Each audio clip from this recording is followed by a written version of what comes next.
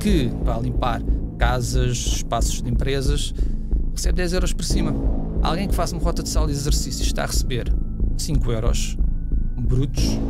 Como é que é esperado que alguém se vá sustentar com este tipo de valores? Brutos, ainda vem IRS, Segurança Social.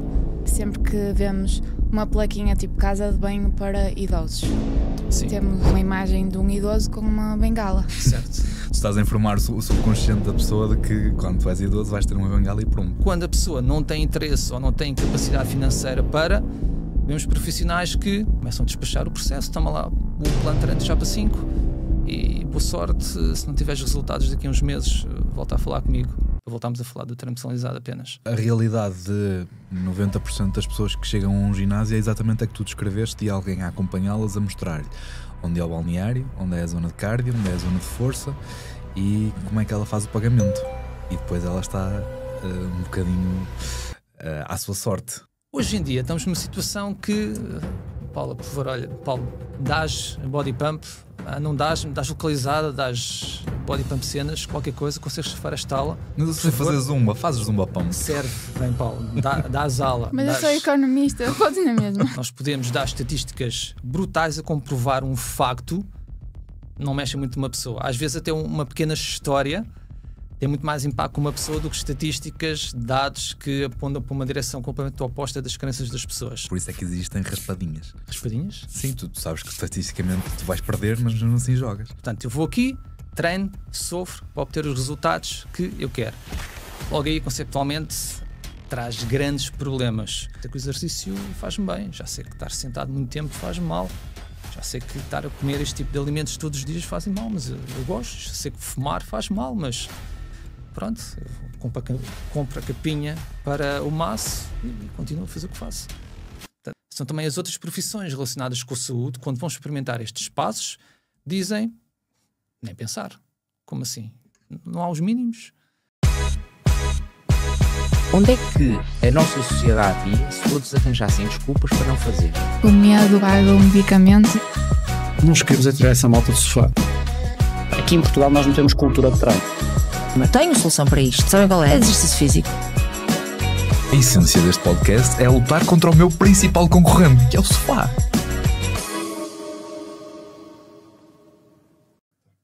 Se és personal trainer, prepara-te porque a BMS está a criar o sistema operativo feito à tua medida.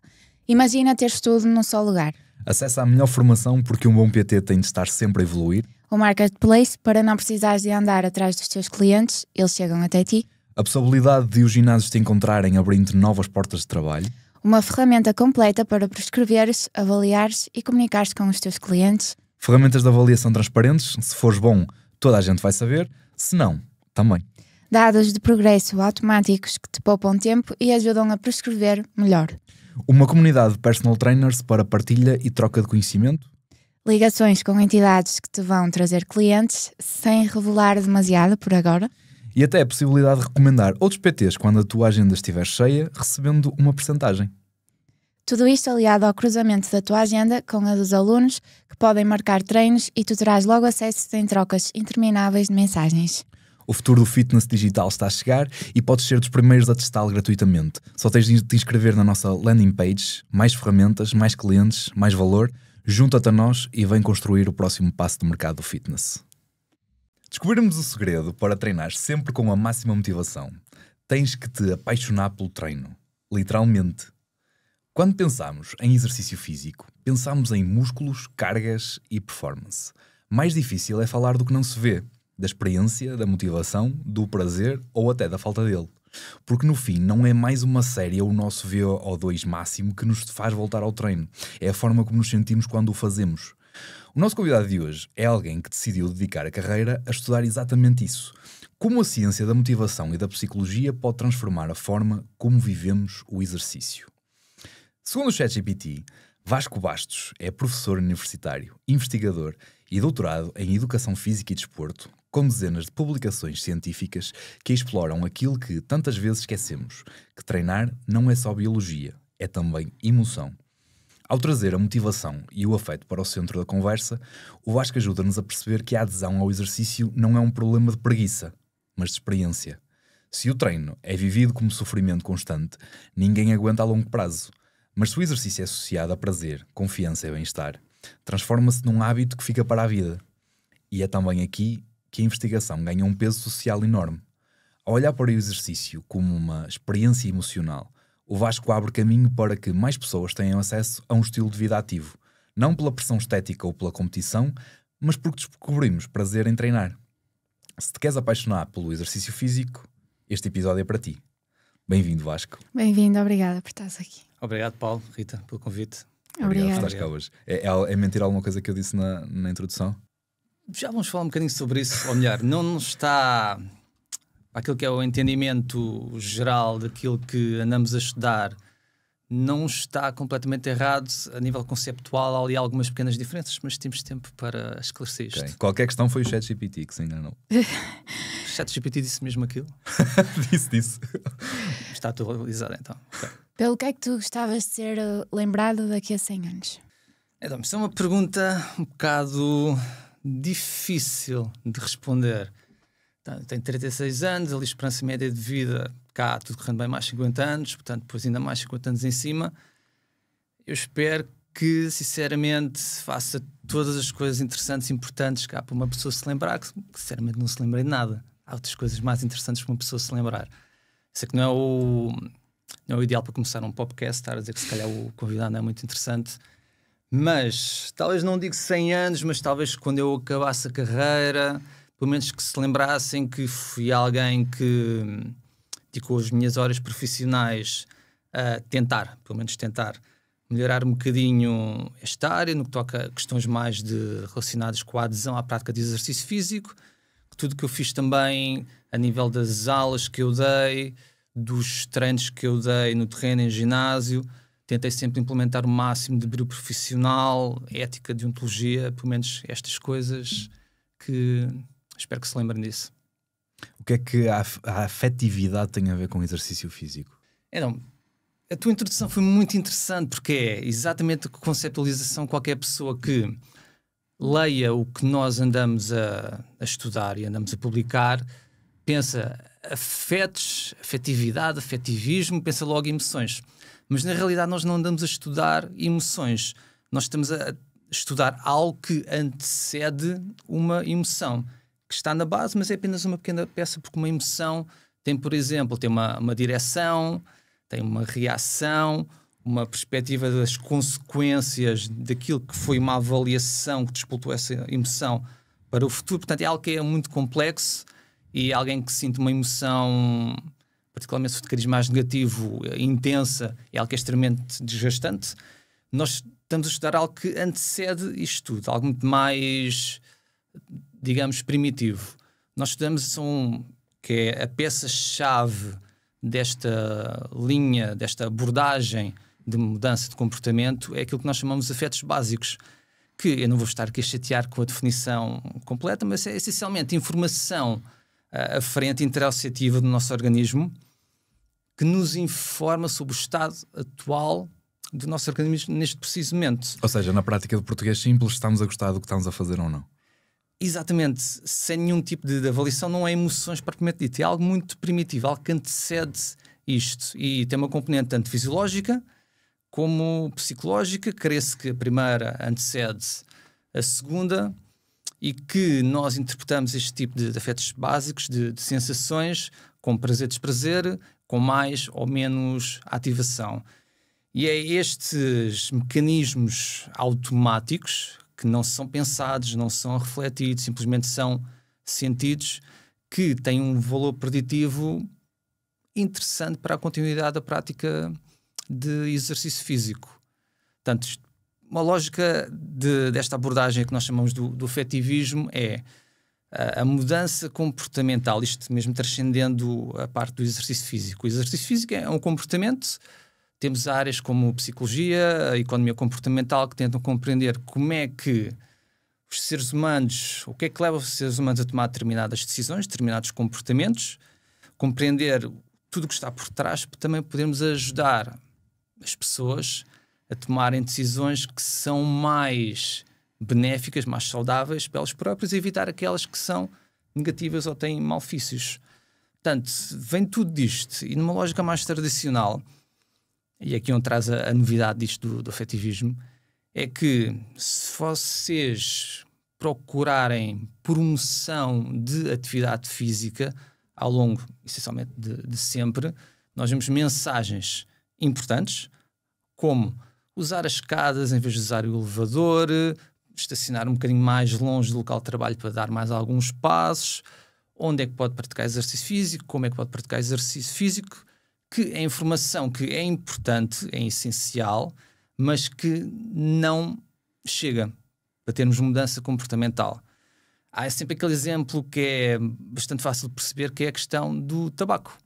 Nós temos nos maços de tabaco aquelas imagens bastante horríveis a mostrar os malefícios de continuar a fumar uma vida inteira. Então, se o ser humano fosse verdadeiramente 100% racional, esta informação seria importante para começar a tentar mudar este comportamento e deixar de fumar. O que é que aconteceu quando fizeram estas mudanças nos maços de tabaco? Começaram a vender umas capinhas para tapar essas imagens. Porque alguém teve olho e oportunidade de mercado e começou a vender este tipo de capinhas. Ou seja, parece que isso a informação é importante, mas não chega até... Há estudos muito recentes, publicados, por exemplo, na Nature, que é das revistas científicas mais conceituadas, que mostram que o conhecimento de como praticar ou adotar algum tipo de comportamento tem é um determinante que tem efeitos negligenciáveis. Portanto, parece que quando o objetivo é ter aquele gatilho para mudar o comportamento, isso não é suficiente. Vai ser sempre importante, talvez até um bocadinho mais tarde, ok, eu quero começar a praticar exercício físico, ok, então diz-me como é que eu posso praticar, onde, como, o que é mais benéfico para mim. Mas no que vem o antes, aquele, como o Filipe Rodrigues disse aqui, aquele gatilho para decidir, para passar de contemplação para a ação, não é suficiente. Ou seja, é como se estivéssemos a tentar resolver um puzzle de 100 peças e nós temos umas 20. E andámos ali a tentar montar um puzzle e aquilo nunca dava nada de jeito. E nós percebemos que faltavam as outras todas. Ou seja, eu no limite posso ler 20 livros sobre razões para fazer exercício físico e ser mais saudável e isso não me ajuda a nada. Não vai ser suficiente. Faltam, isso do tal puzzle de 100 peças, talvez sejam 3, 4, 5, algo pequeno para tudo o que é esta mudança comportamental que acarreta sempre muitos fatores e interações relativamente complexas, mas não é suficiente. As imagens do maço de tabaco que acabaste de falar, não podemos equipará-las às plaquinhas que vemos a personificar os idosos que estão sempre com uma bengala? Desculpa, Rita, não percebi bem a pergunta. Não sei se na minha cabeça faz sentido, mas sempre que vemos uma plaquinha tipo casa de banho para idosos, sim, temos uma imagem de um idoso com uma bengala. Certo. Tu estás a informar o subconsciente da pessoa de que quando tu és idoso vais ter uma bengala e pronto. Sim, de certa forma pode-se dizer que sim. Pelo menos a lógica é uma pessoa vê o tal símbolo com a bengala, nós automaticamente interpretamos aquilo como alguém idoso. Não, normalizamos. E normalizamos. Correto? Talvez não seja a representação ideal para um idoso saudável, ou seja, talvez esteja um bocado enraizado na nossa cultura, que chegamos a uma certa idade, pronto, ficamos velhinhos, temos dificuldades em mexer-nos, precisamos da bengala. De certa forma, sim, é algo que está enraizado na nossa sociedade e que nós sabemos que o exercício físico pode impedir, ou pelo menos adiar, que a tal bengala passe para a mão do idoso. Uhum. Sim. E essa é a imagem que nós temos dos nossos avós e tudo mais. Achas que esta geração vai mostrar que é possível que não seja assim? Acredito que tenha as ferramentas para isso. Lá está, tem mais informação, mas como estávamos agora a falar, pode não ser suficiente, mas nós começamos a compreender o comportamento de uma maneira um bocadinho mais completa. E talvez agora com esta abordagem do afetivismo, isto só para contextualizar, foi algo que tem sido defendido como algo que pode complementar todas estas campanhas, abordagens mais, que nós chamamos mais cognitivas, de toma lá a informação, tu és um ser humano completamente racional, efetivismo, em parte, tenta ir buscar a parte mais irracional deste tipo de automatismos. E como é que isto acaba por funcionar? As teorias que nós chamamos de processamento duplo. Há um livro muito giro que aconselho bastante, de Daniel Kahneman, Pensar Depressa e Devagar. Aborda isto de uma forma simplista, mas a fundo e com vários exemplos bastante práticos daquilo que é o que eles chamam o nosso sistema 1 e o nosso sistema 2. Portanto, isto tudo que é conhecimento e dar espaços às pessoas para praticar exercício, tudo que é esta abordagem mais racional é o que nós chamamos de sistema 2, que é lento, cognitivo, muito racional, mas depois há o sistema 1 que é o que nos faz tomar todas as decisões de curto prazo. É aquele que é automático, onde também conseguimos encontrar esta vertente afetiva. É apenas uma pequena, vamos chamar, peça, componente de toda esta vertente mais automática, que é rápido. Nós, por exemplo, é o que o Daniel Kahneman chama heurísticas. Nós rapidamente às vezes tomamos atalhos para decisões que nós racionalmente talvez quiséssemos evitar. E estavas a tocar no ponto certo, Paulo, que é o sistema 1, este automático, é, segundo as teorias mais recentes, é o que nós chamamos de nosso sistema padrão para a tomada de decisão, em que nós, face a estes automatismos, onde também entram os afetos, nós tendemos a tomar um impulso para um dado comportamento, algo que é automático. O sistema 2 pode contrariar estes impulsos se tiver recursos de autocontrole. Onde é que isto se torna difícil? Ou melhor, começar pela parte mais fácil. Onde é que isto se torna fácil? Primeiro, é que se os dois sistemas estiverem alinhados.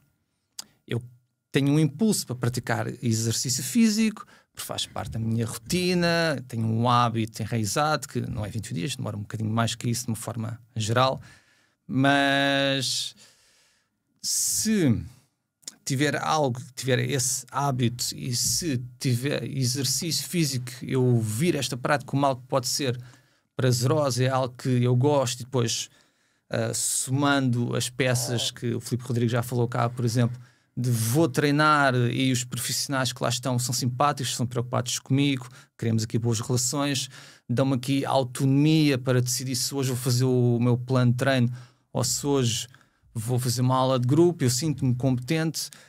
Somando isto tudo, pode fazer então que os dois sistemas estejam alinhados, que é isto que nós queremos, é o ideal. No entanto, esta teoria até se chama a teoria afetiva reflexiva da inatividade física, porque procura explicar porque é que a inatividade física continua a ser um problema a nível mundial e, segundo dados recentes da Organização Mundial de Saúde, sem qualquer avanço eficaz.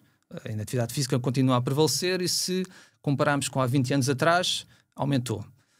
Portanto, a problemática aqui é que muitas vezes, para o que nós chamamos o comum dos mortais, a maior parte das pessoas, temos o conflito entre sistemas, em que sistema 2, eu quero praticar exercício físico porque é bom para a minha saúde, porque quero perder aqui, porque quero ganhar ali, seja qual for o motivo, mas o meu impulso é para ir para casa, ver Netflix, ou para qualquer tipo de comportamento de cariz mais sedentário. Portanto, há aqui um conflito.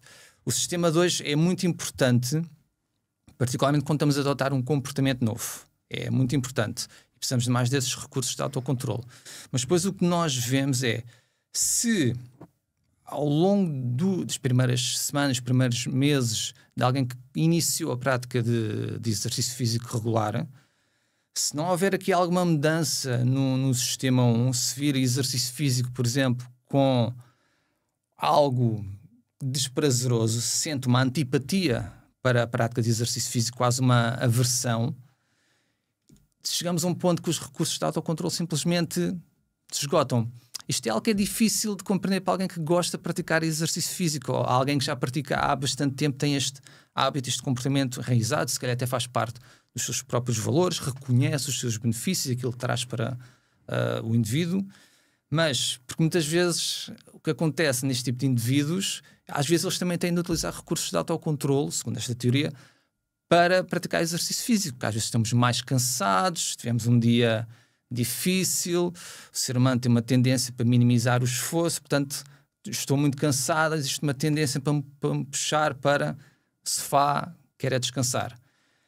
Mas se o exercício físico é um hábito, faz parte da minha vida, se é algo que eu normalmente pratico e gosto do que faço, se calhar naquele momento quando temos sofá versus praticar exercício, esta pessoa tem de usar apenas um bocado de recursos de autocontrole, pronto, faz um bocadinho de esforço, lá vai, às vezes há aquela expressão, hoje fui, mas foi na força do ódio, pronto, é um bocado esta a lógica, mas se tivermos alguém que não pratica exercício físico, sente uma antipatia para esta prática e em contrapartida, porque isto não é estanque, não podemos isolar apenas este comportamento, há aqui outros comportamentos que estão a competir com o exercício físico em simultâneo.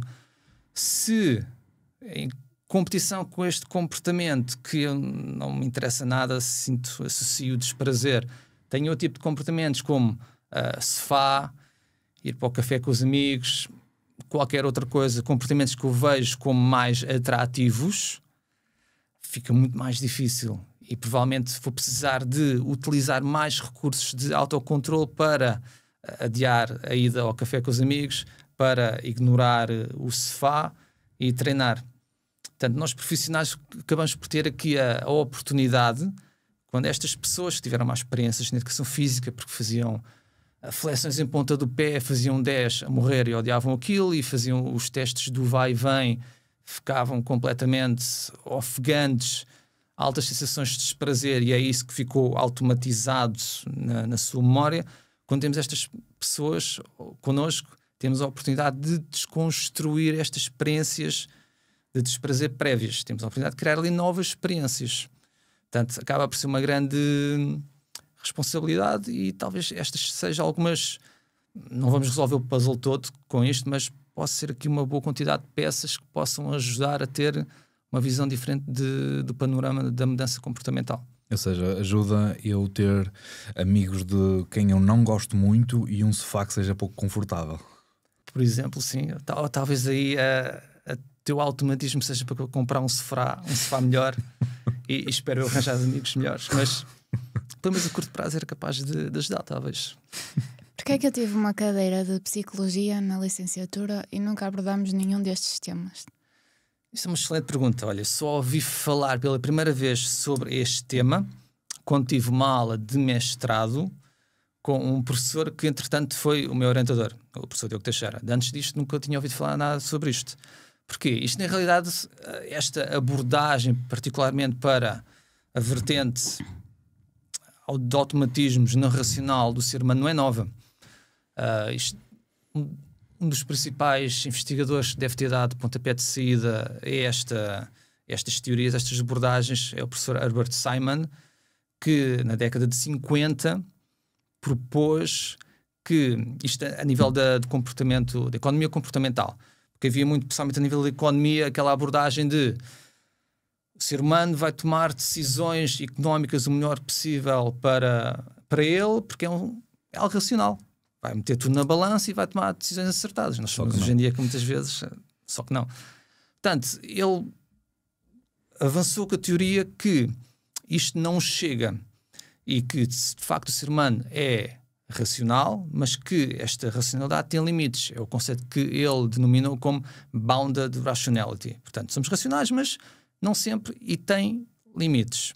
Portanto, isto foi algo que causou algum impacto na altura. Ele ganhou um prémio Nobel com isso. Mas a nível de mudança comportamental acabou por não ter peso suficiente, porque estávamos numa, o que nós chamamos era do cognitivismo, em que estávamos muito nesta lógica ainda de informação para aqui, informação para ali, processos cognitivos superiores. Acabou por não, digamos, pegar na altura. Voltou-se a levantar outra vez mais na altura que a área de economia comportamental começou a estar cada vez mais em voga no meio científico, muito também através do Daniel Kahneman e colegas de investigação que eles fizeram. A investigação deles também correu bastante bem para tentarmos compreender esta vertente racional e irracional, de forma que também ganhou um prémio Nobel, também na economia, Mas a verdade é que só recentemente é que começou a haver um bocado uma mudança no paradigma da mudança comportamental para aquilo que foi denominado como afetivismo. Foi em 2021, também na Nature, um artigo de consenso de especialistas, do que 2021, que este consenso de investigadores essencialmente avançou que, ok, era de cognitivismo, ponto final, agora estamos na era do afetivismo, de uma forma de tentar explicar aquilo que o cognitivismo não conseguiu explicar. Isto porque muitas teorias que eram predominantemente cognitivistas, ser humano racional, mostraram sempre resultados limitados.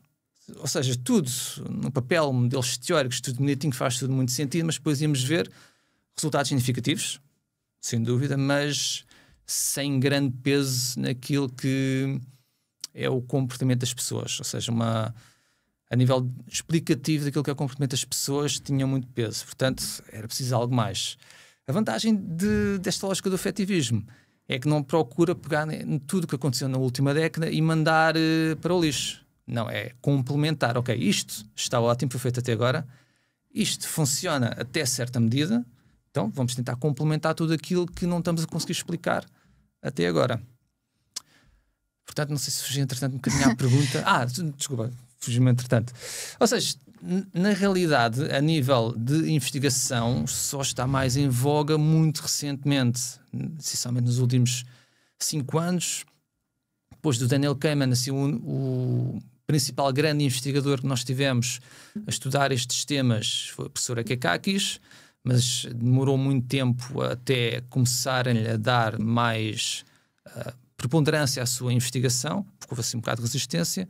Há outro livro interessante do Thomas Kuhn que explica esta lógica. Já é um livro antigo, é um bocado pesado. Se gostarem de ver como é que a ciência funciona, pode ser interessante, que é a estrutura da revolução científica. E que ele mostra que às vezes só há uma mudança de paradigma quando chegamos a um ponto em que o paradigma anterior não consegue dar mais respostas. E foi um bocado isto que aconteceu. Chegámos a um ponto, aquelas adaptações que eles faziam aos modelos, nada mudava, portanto, nós vimos que estas questões de cariz mais afetivo conseguem ter um poder preditivo que alguns outros modelos não conseguem, ou pelo menos isoladamente não conseguem. Portanto, é tudo muito recente. Houve alguma resistência a que estas variáveis, estes preditores de comportamento futuro chegassem ao holofote. Ou a uma resistência normal, natural. Sim. A investigação mostra-nos que a forma como nos sentimos durante o treino prediz a adesão que nós vamos ter. Mas ao mesmo tempo, nas redes sociais, estamos recheados de frases de no pain, no gain.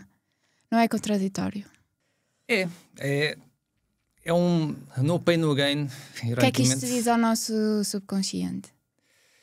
Diz muita coisa que não devia dizer.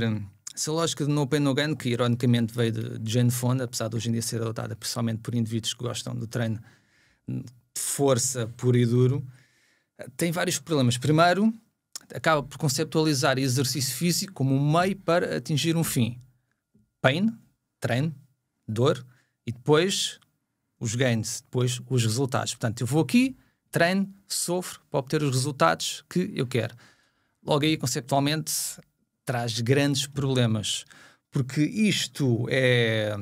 O Filipe Rodrigues tocou ligeiramente nisto na entrevista que fiz com vocês, é que nós consideramos uma motivação extrínseca que, para adotar um comportamento, funciona a curto prazo.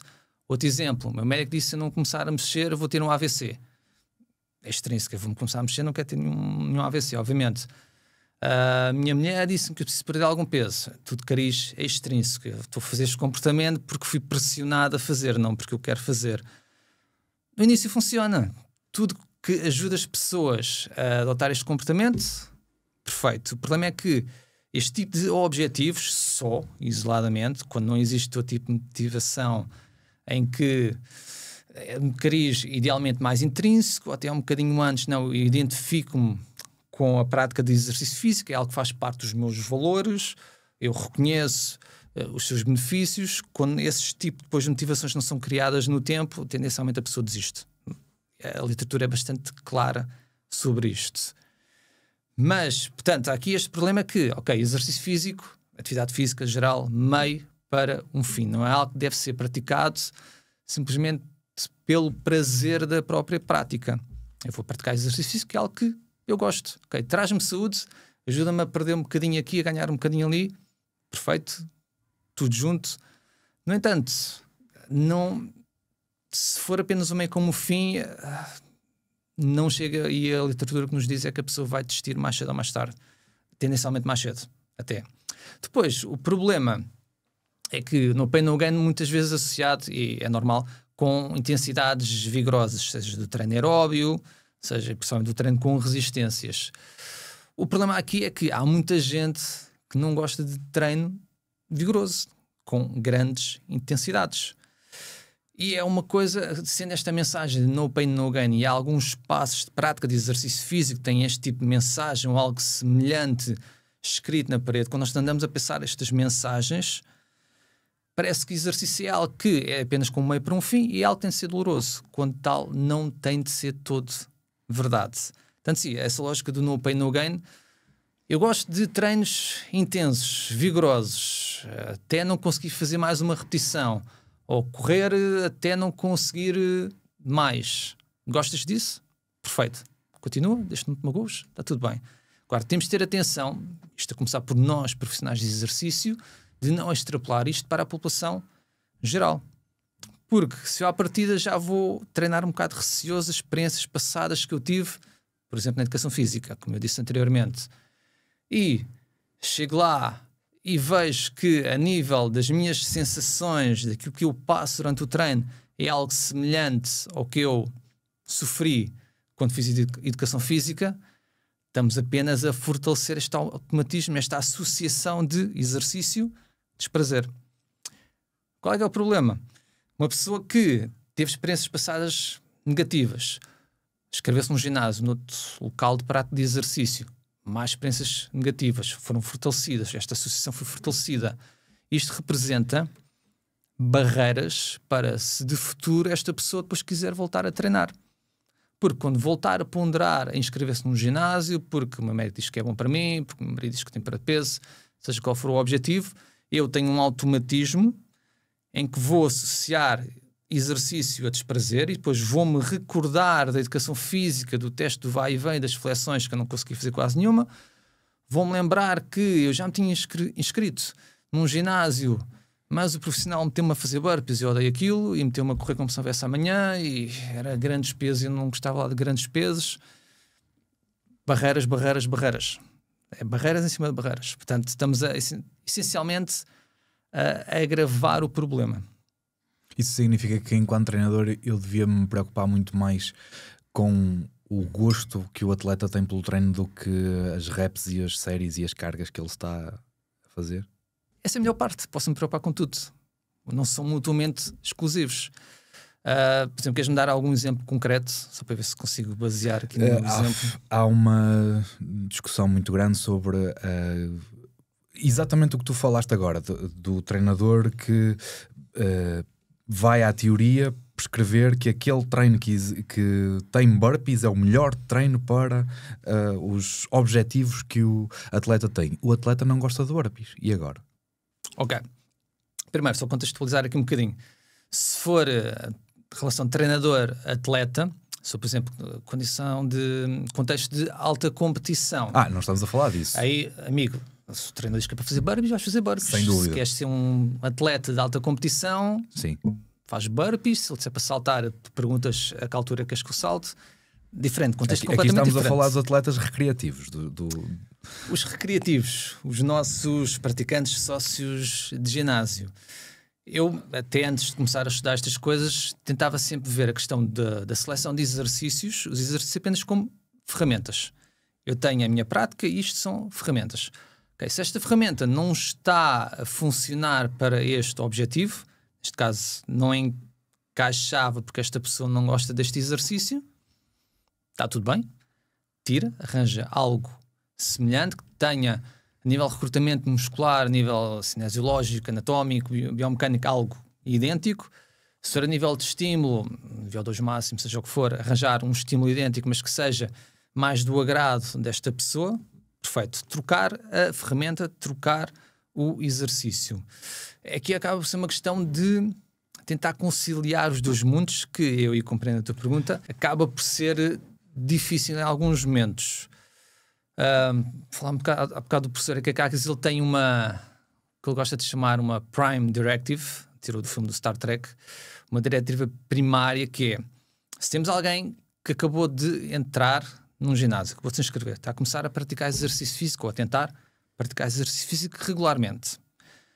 Então, acima de tudo, antes de nos preocuparmos no início com objetivos de cariz mais fisiológico, de aumento de aqui ou de diminuição dali, tentar arranjar aqui, prescrever um treino que a pessoa gosta de fazer, de base, pontapé de partida. Porque o que nós sabemos é que a maior parte das pessoas desiste 3, 6 meses. Aquelas duas grandes barreiras no tempo que a literatura apontam que, infelizmente, a maior parte das pessoas acaba por desistir. Então, se nós temos este problema muito enraizado já desde sempre, ao ponto que às vezes se sinta na nossa área, já é aquele chavão que, olha, não há nada que nós vamos fazer, vamos ter sempre taxas de atrito gigantescas, as pessoas vão desistir, não te preocupes com isso, preocupa-te às vezes mais em vender. Nós já sabemos que temos este problema e é algo que nós possamos fazer nesse sentido, então no início focamos um bocadinho mais nisso. Mas na realidade isto até dá para aliar à questão fisiológica, porque alguém que está a começar a treinar, o que é que acaba por acontecer? Seja qual o objetivo for, a sua margem de progressão vai ser sempre muito maior no início. Até que, com o passar do tempo, começa a ser cada vez menor esta margem. É preciso estímulo extra, mais volume de treino, mais intensidade para ganhar, a desenvolver mais o meu VO2 máximo. Mas no início a margem de progressão é grande. Quer dizer que podemos aliar as duas coisas. Se no início a pessoa era inativa, passa uma parte do seu dia comportamento sedentário, tudo o que ela começar a fazer no início vai surtir algum efeito positivo. Então, por que não focar um bocadinho mais no início em coisas que ela goste, ajudá-la a criar um hábito regular de prática de exercício, por não ter um bocadinho mais foco nisto, daí a tal diretriz primária logo no início, e depois, se ela passa esta barreira dos 3 meses, dos 6 meses, já tem um hábito ali desenvolvido, tem um treino que até acha prazeroso, e aí, se depois disso tudo ela quiser algo mais, podemos, com muita calma, tendo em consideração as características individuais desta pessoa, começar-lhe a dar algo mais. Ou seja, mas essencialmente para dizer que esta lógica de teorias de mudança comportamental e foco em objetivos fisiológicos não são mutuamente exclusivos, antes, pelo contrário, até se conseguem complementar bastante bem. E nós sabemos, por exemplo, hoje em dia havia muito aquele mito que, não, para ter hipertrofia, treinar até à falha, até não conseguir levantar mais o halter ou barra, seja o que for. Nós já sabemos que não é necessário ir mesmo até à falha muscular, por exemplo. Portanto, é aqui estas pequenas adaptações que nós conseguimos aliar a componente de mudança comportamental com a componente da literatura mais recente de fisiológica, biomecânica, por aí fora. Portanto, as peças encaixam. Não temos de pensar ou só nisto ou só naquilo. Temos de analisar a pessoa que está à nossa frente e ver o que é mais urgente, mais importante nesta fase. Eu uma vez li uma frase ligada, no caso, à psicologia, que era nós gostamos tão mais das pessoas quão melhor nos sentimos com elas. Da forma mais egoísta possível, é isso que acontece. Com o exercício físico, acaba por ser muito parecido, certo? Sim, a nível de... Temos ainda a falar do afetivismo, mais até diretamente a relação da pessoa com o exercício, propriamente dito, mas aqui muito com a ajuda, idealmente, do profissional de exercício. Porque a verdade é que a pessoa não sabe, ou pelo menos na fase inicial, tem alguma dificuldade em ajustar o treino para aquilo que ela gosta de fazer. Portanto, aqui entra na mesma o papel do profissional. Não é a pessoa chega ali, tens aqui o ginásio, tens ali as máquinas de treino com resistências, ali tens as máquinas de treino cardiovascular, ok, faz o que te apetecer. Não é nada disto. Há aqui na mesma atuação do profissional em auxiliar a pessoa a autoselecionar a intensidade para o prazer, ajustes na carga, ajustes na velocidade na passadeira, resistência na bicicleta. Há aqui estes pequenos ajustes que o profissional deve ajudar a fazer, proporcionando também aqui simultaneamente autonomia à pessoa. E agora sim, tocando diretamente naquele ponto que estavas a falar, Rita, da relação de pessoa com pessoa. Isto, na teoria da autodeterminação, nós também sabemos que uma das necessidades psicológicas básicas, necessidades mesmo, é esse tipo de relações positivas para com as outras pessoas. Portanto, aqui o profissional, entre aspas, também marca pontos só a ser uma pessoa simpática, preocupar-se com os objetivos, com as necessidades e com as preferências da pessoa. Perceber que não é uma pessoa que está ali, ok, vamos fazer isto, vai. E a pessoa, ok, não tem poder de escolha, não tenho voto na matéria, não estou incluído no meu processo de treino. Portanto, há toda esta interação destas variáveis que são muito importantes, algumas de cariz mais automático, como estamos a falar, como esta relação indivíduo e exercício físico, e depois outras que também já metem aqui alguma componente mais cognitiva, que é as relações pessoais e também como é que eu me sinto dentro do processo de treino, se tenho autonomia, poder de escolha e se sou competente naquilo que faço. Portanto, sim, acaba por encaixar tudo muito bem. Sim, o gosto pelo tato humano é algo comum a todos? É uma característica? Sim, até certa medida, nós depois temos é de respeitar, mais uma vez, a individualidade da pessoa. Há pessoas, e acredito que vocês transversalizado, deram ou dão atualmente, há pessoas que gostam muito de falar, às vezes o melhor que nós temos a fazer com este tipo de pessoas é ouvi-las, e elas sentem-se, têm alguém que presta-lhes atenção e que podem confiar nesta pessoa, que está preocupada em ouvir o que a pessoa tem ali para dizer, seja às vezes mais cariz relacionado com o próprio treino, ou às vezes aquele colega que o chateou no trabalho tem só ali alguém que está preocupado com o exercício, mas que ali no intervalo de recuperação também não se importa estar ali a ouvir a pessoa desabafar. Ou outras pessoas... Temos de ser fingidos, não é? Diz, desculpa. Não, temos de ser fingidos. Às vezes, eu por acaso sou um bocado sortudo nesse aspecto, porque os meus atuais alunos, aqueles que têm resistido quando eu estou a fazer esta transição, não me dão essas dores de cabeça, mas há algumas pessoas que às vezes precisamos também de um bocadinho mais de recursos de autocontrole para estar junto delas, é verdade. Felizmente não é o meu caso atualmente. Mas depois também há algumas pessoas que é um bocado o oposto, que são muito introvertidas e falam pouco. E se calhar durante o treino pouco falamos. E também está tudo bem, é respeitar isto com a pessoa, tentar na mesma criar ali uma relação positiva. Se gosta de falar mais, também podemos falar um bocadinho mais. Se é muito introvertida, tem pouca confiança ou é apenas a personalidade dela, é o meu caso, também está tudo bem, respeitamos isso. Mas sim, isso é uma coisa que o profissional deve se preocupar, sem dúvida. Ser adaptável. Mas a realidade de 90% das pessoas que chegam a um ginásio é exatamente a que tu descreveste, e alguém a acompanhá-las, a mostrar-lhe onde é o balneário, onde é a zona de cardio, onde é a zona de força e como é que ela faz o pagamento. E depois ela está um bocadinho à sua sorte. É isso que explica a taxa de abandono tão alta nos ginásios? Até esse ponto faz tudo bem, não é? Há aí um comercial, ou pelo menos uma figura que fez todo o processo até a pessoa se inscrever e agora garantir que sai a mensalidade ou sai o valor de 15 em 15 dias, o que for. Depois às vezes falta o resto. A verdade é que, primeiro, indiretamente, a nível da questão da adesão ou da falta de adesão nos ginásios, as taxas de atrito, é um problema já de há vários anos, mesmo de períodos em que, com todos os meus vieses, é a minha opinião, a observação da altura, em que talvez a qualidade de serviço de uma forma geral era um bocadinho melhor na nossa área, porque aí voltamos aos problemas nós falamos da mudança comportamental, é algo que é extremamente complexo. Portanto, todos os problemas que nós temos visto e dificuldade que temos tido como sociedade, não só cá em Portugal, mas também a nível mundial, de arranjar uma solução eficaz para a problemática da inatividade física, isso depois também se transfere para a realidade dos ginásios, que são local da prática de exercício físico. Portanto, estes problemas macro depois também se refletem nestes passos. Dito isto, A verdade é que às vezes também temos de nós, profissionais e indivíduos que gerem este tipo de espaços, pensar se estamos a fazer tudo o que nós podemos fazer para contrariar esta tendência.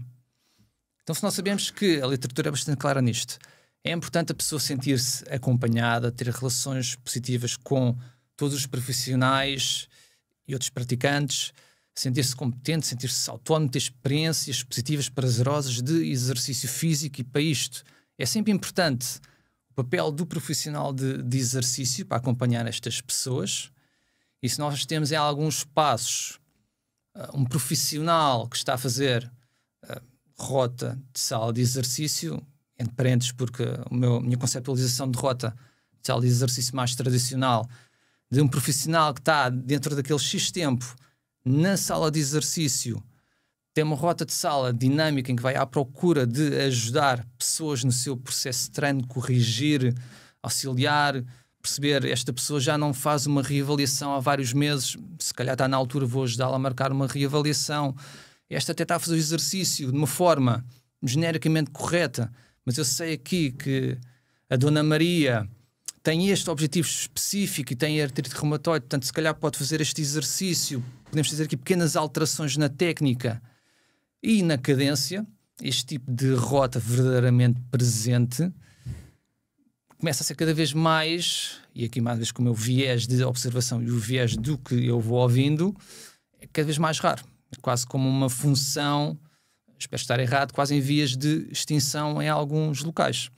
Em que alguns locais nós chegamos e temos um profissional que está então a fazer a rota de sala de exercício, tudo bem, perfeito, mas também tem de lecionar mini-aulas de grupo de X em X tempo, em que aqueles 5, 10, 15 minutos não está ninguém a supervisionar a sala de exercício, em que tem de estar a fazer funções de outros departamentos que não existem nestes espaços, tudo ao mesmo tempo, tudo dentro deste horário, e mesmo que este profissional tenha todas as boas intenções do mundo, que faça sprints de um lado ao outro, a verdade é que não vai conseguir fazer o melhor acompanhamento possível. Então, também temos de pensar se este é o melhor modelo de negócio para tentar aproximar-nos das pessoas e tentarmos contrariar então estas taxas de atrito. E também nós temos em alguns locais, e também, mais uma vez, no meu viés de observação e do que vou ouvindo, que até têm todos os departamentos ditos normais dentro de um ginásio, perfeito, portanto, cada macaco no seu galho, não há cá misturas e profissionais de exercício a fazer funções para as quais não tiveram formação, nem estudaram para aquilo. Mas depois entramos no ginásio e deparamos com um recepcionista ao telemóvel ou a fazer contactos, porque está a fazer contactos na altura é suposto estar a receber os sócios e não liga à pessoa. Se nós dizemos boa tarde, às vezes a pessoa diz boa tarde e indo olhar para o telemóvel nem sequer há contacto, não há cruzar de olhares. Vamos para a sala de exercício, há um profissional a fazer rota de sala de exercício, ótimo, mas está a olhar para a televisão, ou está ao telemóvel, ou está a falar com os amigos, 30 minutos, ou está a fermentar tipos de relações, não tem nada a ver com a prática profissional. E onde é que há este acompanhamento? Também não há. Já para não falar, às vezes, que há avaliações físicas em que é apresentado um serviço de treino personalizado, perfeito, está tudo bem. Se tivermos que comparar o serviço de base, rota de sala de exercício, com o plano de treino e com as reavaliações versus um serviço de treino verdadeiramente personalizado, este segundo é sempre melhor. Portanto, devemos sempre apresentar este segundo serviço à pessoa porque é do seu melhor interesse. Mas às vezes o que nós verificamos é que quando a pessoa não tem interesse ou não tem capacidade financeira para, vemos profissionais que começam a despachar o processo, toma lá o plano de treino de chapa 5 e boa sorte, se não tiveres resultados daqui a uns meses, volta a falar comigo, para voltarmos a falar do treino personalizado apenas. Como é que se resolve isso tudo? Como é que se resolve? Boa pergunta, gostava de ter essa resposta. E também, porque é que um professor de sala, que é o maior responsável por criar melhor, o bom ambiente no ginásio, é a pessoa que ganha menos dentro do ginásio? Acaba por não ser, antes de tocar na questão financeira, acaba por não ser o responsável máximo, por assim dizer. O que diz a lei, no artigo que saiu em 2012, ainda era de República, é o responsável máximo porque, segundo o que está escrito em Diário da República, por as atividades desportivas, diga entre parênteses também atividades desportivas, porque naquilo que é a conceptualização da Organização Mundial da Saúde, que também o ACSM também se baseia nela, nós preocupamos com o exercício físico, não com o desporto. Desporto tem uma vertente de competição, futebol, basquete, por aí fora, típico ginásio, não é isto que acontece. Portanto, exercício físico é um tipo de atividade física que é planeado, estruturado e repetido no tempo. É isto que é a nossa ferramenta de nós, profissionais de exercício. E o que está na lei é que o responsável máximo de cada um destes passos é o diretor técnico. E estão bem definidas na lei também quais são as suas funções, umas um bocadinho mais sobrepostas por outras não muito relevantes ou de difícil de interpretação, mas tudo resumido, o diretor técnico é responsável por coordenar e supervisionar todas as atividades desportivas, tudo que tem a ver com exercício físico a nível de avaliação, prescrição, supervisão, é o responsável máximo e também simultaneamente por avaliar a qualidade de todos estes processos e propor soluções. Estas soluções passam, pois idealmente deve depender do espaço por espaço, mas formação contínua, briefing com os profissionais, sugestões para estudar, há aqui várias soluções, mas é o responsável máximo. O que é que acaba por acontecer às vezes? E aqui é que nós vimos que a nossa área também ainda tem pouca regulamentação, que é, por lei, a cédula do diretor técnico tem de estar fixada na recepção, visível para toda a gente. E, supostamente, depois as outras funções têm de ser todas cumpridas. Mas, quem é que fiscaliza os ginásios? É a ASAI. O que é que acontece? Os fiscais da ASAI não têm competência de todo para estar a avaliar se o diretor técnico está a fazer a sua função corretamente nestes espaços. Nem tem como, não tem métodos, não tem instrumentos, não tem ferramentas, nem tem diretrizes para isto. Qualquer fiscal da ASAI que entre num ginásio para fiscalizar, às vezes até é mais por houve uma denúncia ou lembraram-se e correram aquela zona toda.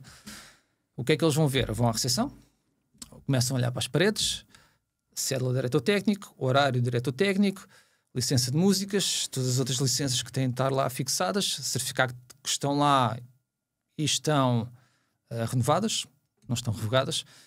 Depois começa a pedir cédulas, seguros dos profissionais que lá trabalham. Então, se tiver, às vezes, como acontece em alguns ginásios, tem as fotos das equipas, ficam lá a olhar, quero deste e deste, vê se está tudo em dia, e se tiver, pronto, perfeito, está feita a fiscalização. Não há fiscais com competência para fiscalizar o que está a acontecer a nível de práticas de exercício físico, seja da parte da direção técnica, seja da parte do técnico de exercício físico, que é o termo atual, legal, para toda a gente ter uma cédula que pode prescrever exercício físico, é técnico de exercício físico. E existem só duas cédulas, técnico de exercício físico e diretor técnico. Primeiro, cursos de grau 5, portanto, os cursos de especialização tecnológica têm acesso também a estas cédulas. De diretor técnico, apenas quem tem curso de grau superior. E também mencionar que creio que seja muito, muito, muito difícil, se não impossível, a ASAI ter formas de contrariar esta falta de fiscalização da própria prática de exercício físico do que está a acontecer. Porquê? Porque, mais uma vez, não tem informação para isso e acho que deve ter sido final do ano anterior, estava a caminho da universidade para dar aulas, do campus, e estava a ouvir uma notícia que os fiscais da ASAI estavam em greve porque entre pessoas que se reformaram ou simplesmente saíram, estavam com uns 100 fiscais em menos. Portanto, se eles estão com poucos fiscais para fiscalizar aquilo que normalmente associamos mais à ASAI, hotéis, restaurantes, por aí fora, quanto mais ginásios terem mudanças desse tipo. Mas diretor técnico é o responsável máximo. Isto, voltando agora aqui atrás, estou a dar uma volta gigante, já fui a Lisboa e voltei para responder à tua pergunta. Portanto, nível de diretor técnico, responsável máximo. O que é que acontece às vezes? O diretor técnico é um fantasma a nível destas suas funções que estão na lei. Porque o indivíduo, muitas vezes, que é diretor técnico, é também o diretor de clube, que é um cargo extremamente importante, mas que não está contemplado na lei. E o que é que o diretor de clube faz? Tudo e mais alguma coisa. Gere o clube. Tem de gerir todos os departamentos, recepção, equipa de limpeza, manutenção, também tem conta de responsabilidade do bom funcionamento do departamento técnico, portanto, profissionais. Tem de se preocupar com fornecedores, as tais licenças. Há problemas, telefona-se ao diretor do clube, portanto é uma profissão que é extremamente exigente, é sempre responsável o máximo do próprio clube. O que é que acontece quando o diretor do clube também é diretor técnico? Mesmo que esta pessoa tenha todas as boas intenções do mundo, não vai conseguir fazer tudo. Tanto que é que acaba normalmente por cair em esquecimento, e não acontece. As funções, pelo menos regularmente, com a regularidade que devia ser esperada, de coordenar, supervisionar e avaliar tudo o que é a prática de exercício físico dentro daquele espaço. Algumas coisas, forçosamente, têm de acontecer. Tem de haver os mapas de aulas de grupo, tem de haver a distribuição dos profissionais em rota de sala de exercício, se isso acontecer nesse espaço, avaliações, por aí fora. Mas ver se todos estes processos estão a ocorrer como deve ser, normalmente não acontece. Há espaços que têm este tipo de preocupações. Posso dizer nomes, para dizer bem. Sim, claro que sim. É tranquilo. Sim. Dizer mal não digo nomes, não dá problema a Estás à ninguém, vontade. mas Nós próprios dizemos mal de alguns nomes. não, dizer mal não vou dizer nada. Mas, por exemplo, eu suspeito que sou colaborador. No People há este tipo de preocupações. Há o diretor técnico que desempenha na prática, no terreno, todo este tipo de funções. Muitas vezes, principalmente quando são clubes grandes, por exemplo, Mafra, há a diretora técnica, que ainda por cima o principal foco dela, a especialização é aulas de grupo. Depois também temos um coordenador do departamento de treino personalizado, temos um coordenador do departamento de sala de exercício, que trabalham em conjunto com o diretor técnico, reportam ao diretor de clube e trabalham em sintonia com todos os outros departamentos. Isto é algo que deve acontecer. Isto é com um exemplo de um diretor técnico presente, não um fantasma em que está lá o papel e o nome e só vemos uma pessoa de vez em quando de camisinha que passa a maior parte do dia lá enfiado num escritório e só sai porque tem problemas para resolver. Portanto, desta volta toda, só para esclarecer já este ponto, a parte da remuneração é uma grande questão. Eu gostava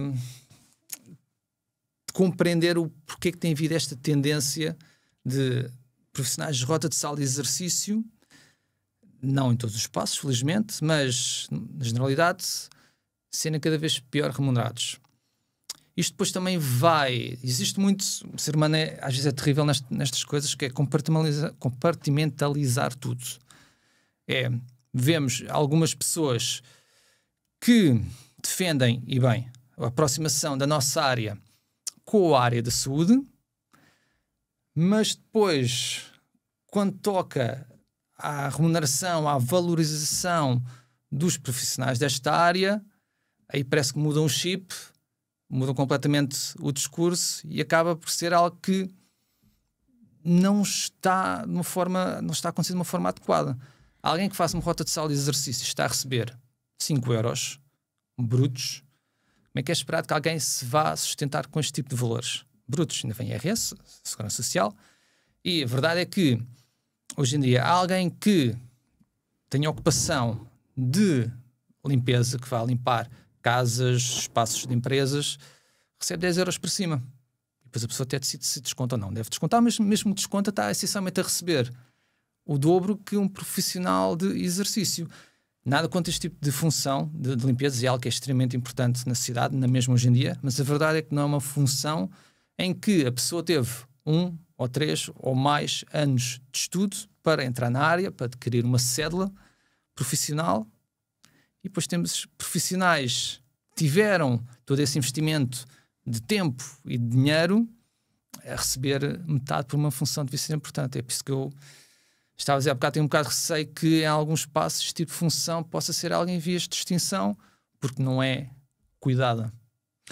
Começavas por regular aquilo que se paga aos profissionais de exercício? Acho que esse tipo de valores não fazem sentido, nem vão ajudar a fazer com que os profissionais depois se mantenham na área.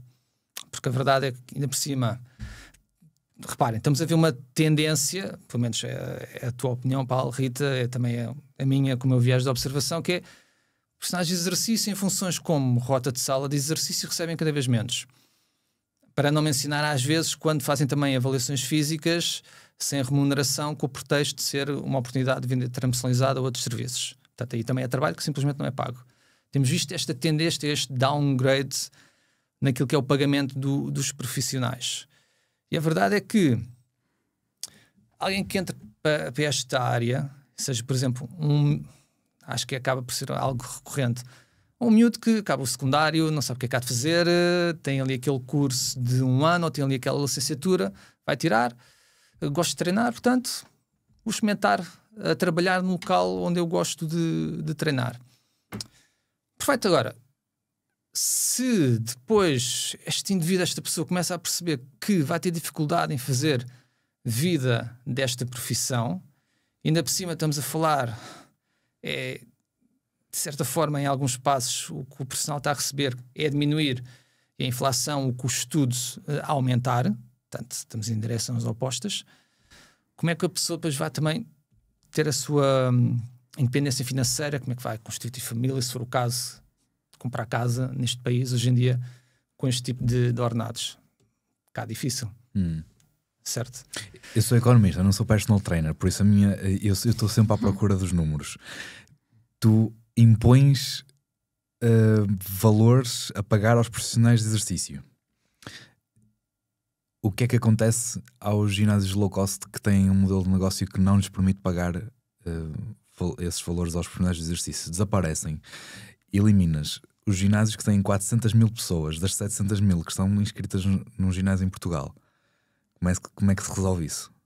Se calhar é preciso um ajuste no modelo de negócio. Portanto, falaste num ponto muito importante, que é este tipo de espaços espalharam-se exponencialmente para o nosso país e abriram muitos espaços de prática de exercício físico. Alguns deles até em locais onde praticamente não havia ginásios. Isto é um ponto muito positivo. Não quer dizer que agora não se possa analisar as coisas de outra forma. Talvez, pronto, não sou um homem de negócios, talvez seja uma perspectiva muito otimista, mas faço aquilo que é defender a nossa área e evitar aqui um capitalismo desenfreado que, de certa forma, atropela a nossa área a troca de lucro a curto prazo. Se calhar seria uma boa oportunidade para, já temos estes passos, porque não, pouco a pouco, de uma forma sustentável, irmos fazendo pequenas adaptações no nosso modelo de negócio e começarmos a valorizar mais os seus profissionais, que depois começam a fazer um trabalho melhor e conseguimos, hipoteticamente, subir o que os gestores gostam de chamar a retenção. Ter mais pessoas a pagar mais durante mais tempo. Porque não? Já tem os passos perfeitos, excelente. Para fazer os pequenos ajustes no tempo. Mas tu só tens os espaços porque alguém arriscou nesse sistema capitalista para os criar e acabou por lucrar por implementar um sistema que funcionou em termos económicos e que fez sentido em termos de negócio, que provavelmente não resulta na ótica da retenção, porque este modelo de negócio, pelo que tu estás a dizer, estará na base do facto na base dos clientes serem mal acompanhados no ginásio e por isso desistirem muito rapidamente. Mas se tu mudares o modelo de negócio, quem está dentro do modelo de negócio simplesmente não muda de negócio e não desaparecem as infraestruturas que existem hoje? Tenho as minhas grandes dúvidas se no tempo começassem a investir um bocadinho mais nos profissionais e na qualidade dos serviços que lá estão, em vez de, talvez, de extinguir departamentos no tempo, começasse, se fosse algo sustentável. Não estou a dizer para, chegamos lá amanhã, ok, volta a existir estes departamentos todos, vamos aumentar os profissionais não sei quantos euros a hora e aquilo colapsa. Foi uma mudança lenta no tempo, em que começamos a ter uma estrutura, um departamento técnico mais robusto, mais presente na sala de exercício, com a procura de marcar reavaliações mais tempadamente, para avaliar como é que está o processo das pessoas, fazer os ajustes necessários no plano de treino, está a gostar, não está a gostar, já experimentou este tal, não experimentou, olha, gosta de dançar, já experimentou a nossa aula de zumba, ou seja, do que for. Tentar ter este tipo de proximidade com as pessoas, que nós sabemos, a ciência comprova que aumenta a probabilidade da pessoa treinar durante mais tempo, por não fazer os pequenos ajustes no tempo. Estou a falar assim de um dia para o outro, mas meses, anos, lentamente, porque não? Os passos já lá estão. Já lá estão. Continuarão. Eu não sou economista, eu ponho-me na posição de um gestor. Talvez, se algum gestor me estiver a ouvir, pensar, lá está este fundamentalista para aqui a dizer com coisas que não sabe o que está ali a falar. Agora, tenho que também meter do lado dos profissionais de exercício, porque eu sou um profissional de exercício, tenho a minha cédula de TEF, continuo a trabalhar no terreno. Felizmente trabalho numa empresa que valoriza os profissionais de exercício, que tem, por exemplo, contrariado esta tendência de downgrade naquilo que é a remuneração dos profissionais, pelo contrário, tem que fazer esforços por aumentar. Há outras empresas que também têm feito estes esforços. Por exemplo, o People, a XS também preocupa-se bastante com os profissionais que lá trabalham. Falo estas duas porque sei o que é que acontece dentro destes espaços. Há de haver mais, felizmente, mais hajam de futuro.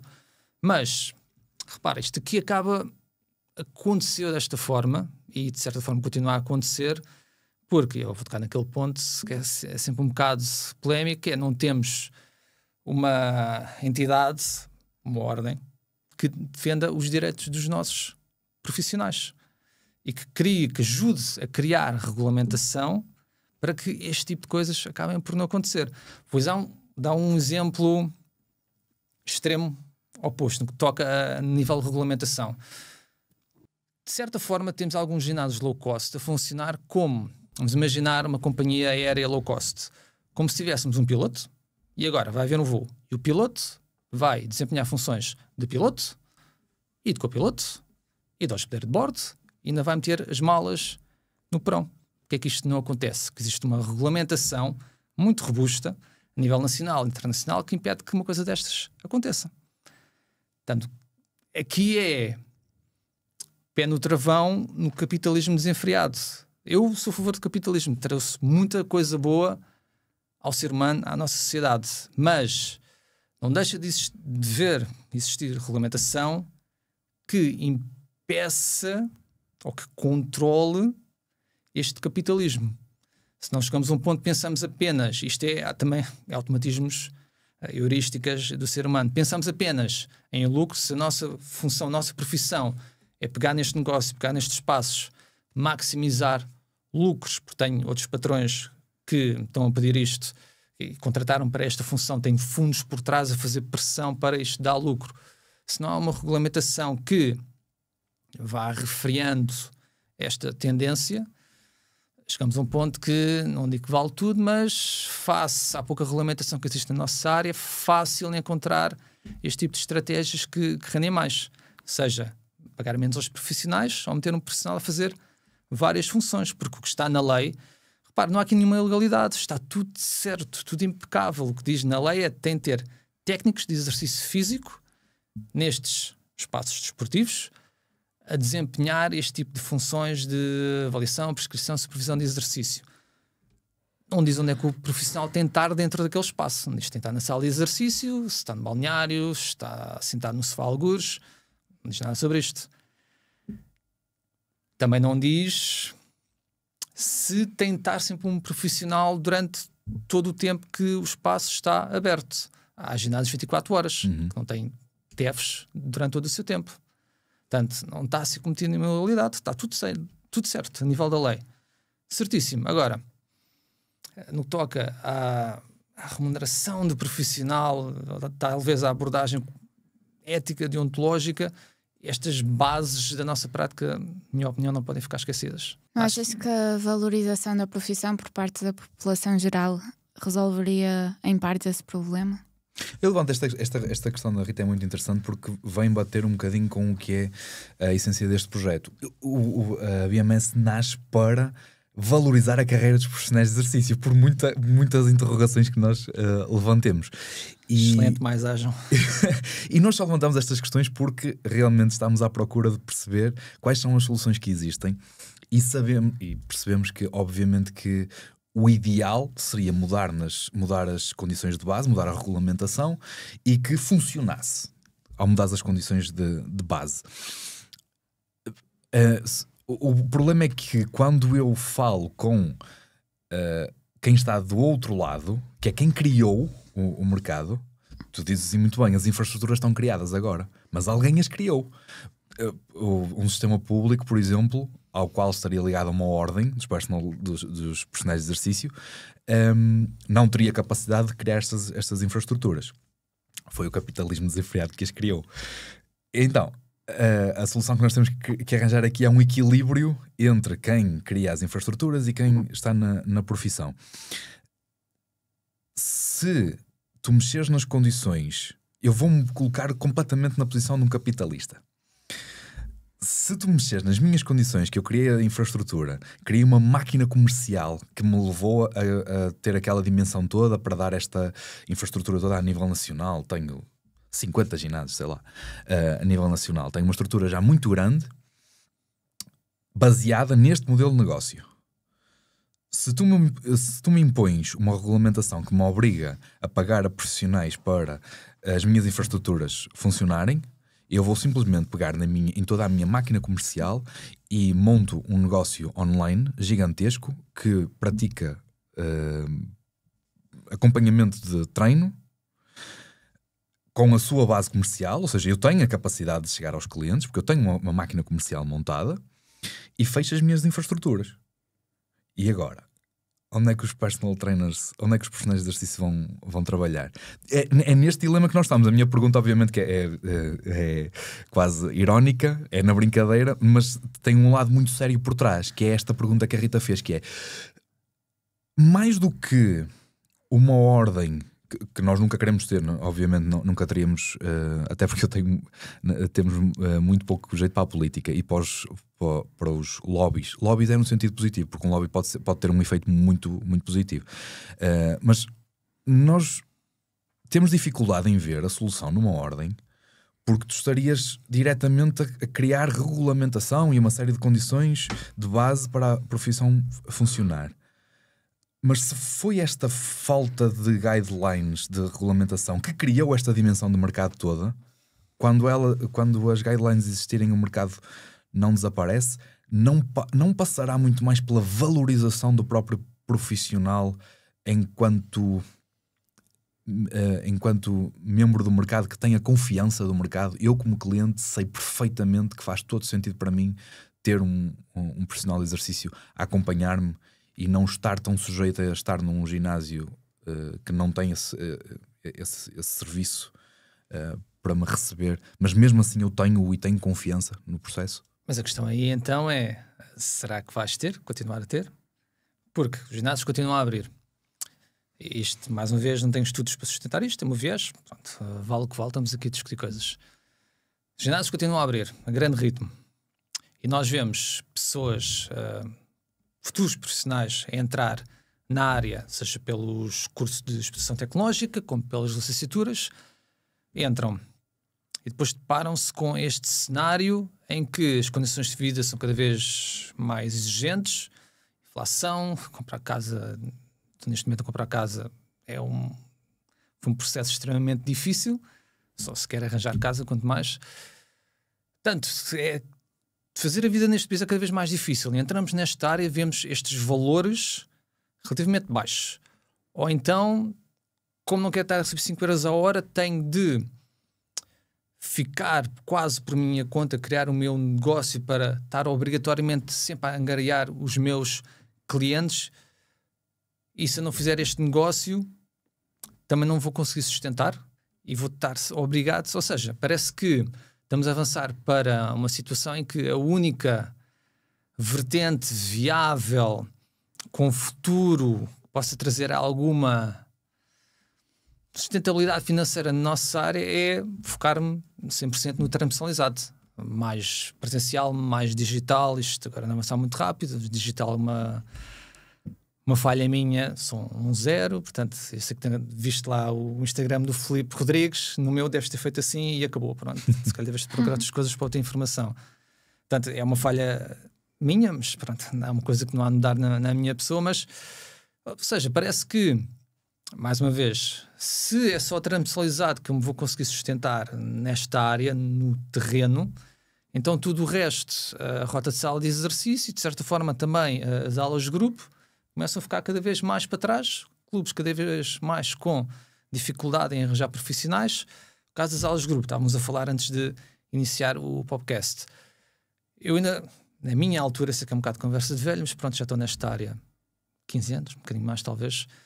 Na minha altura, quando entrei por via profissional, só tirei a licenciatura depois, foquei no início muito em aulas de grupo. Eu lembro que havia grandes cadeias neste país que eram muito picuinhas, seletivas, no bom sentido, dos profissionais que queriam dar as aulas de grupo. E havia até cadeias que o processo de entrevista passava por chamar vários profissionais, daí um bocado esta aula de grupo, desta, e depois faziam a sua seleção.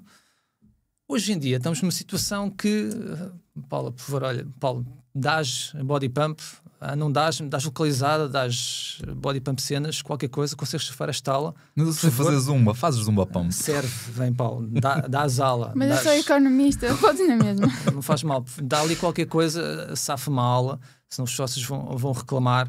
E olha, já agora, podes ficar a dar esse body pump, zumba cenas daqui para a frente, é que eu não tenho ninguém. É um bocado o cenário atual. Eu também fui diretor técnico durante 2 anos e sei, já fui há 2, 3 anos, isto tem vindo a ficar mais difícil. Sei que é muito difícil recrutar profissionais, principalmente para aulas de grupo, que são aquelas aulas muito específicas. Tem de ir buscar alguém para dar body combat, tem de buscar alguém para dar power jump. Onde é que eu vou arranjar estas pessoas? Muitos ginásios tentam pensar um bocadinho mais à frente, já formam estas pessoas de base nestes programas.